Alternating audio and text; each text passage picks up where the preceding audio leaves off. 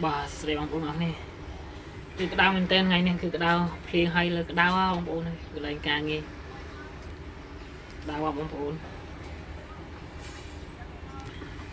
ดาวเรียงกระดาวเรียงไงกระดาวเรียง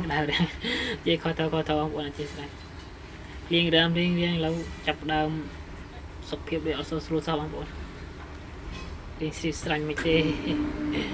แต่จะสุกเพียบออกนี่บางปูน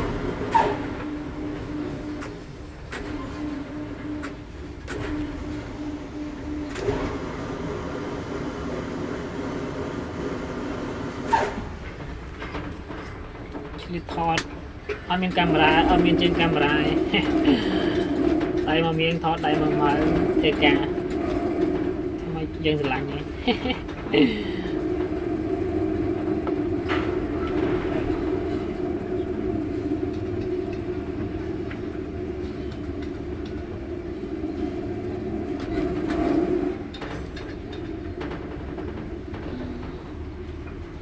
ติดเพียบอะไรเท่ากัน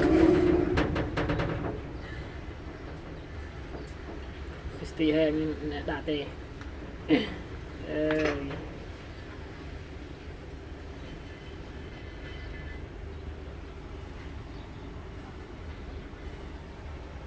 từ tức đây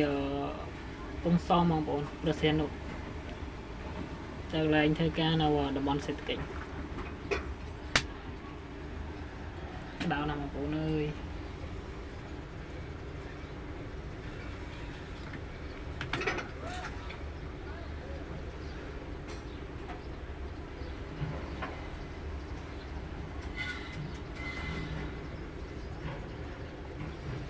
trôi cho này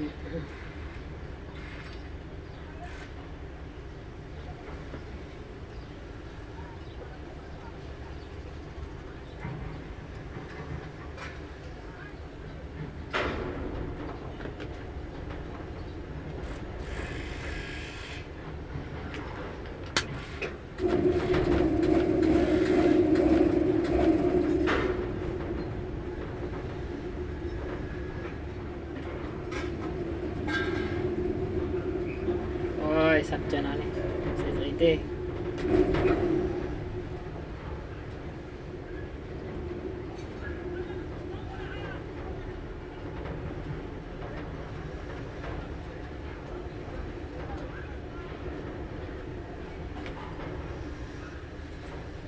lần này bốn lần sau này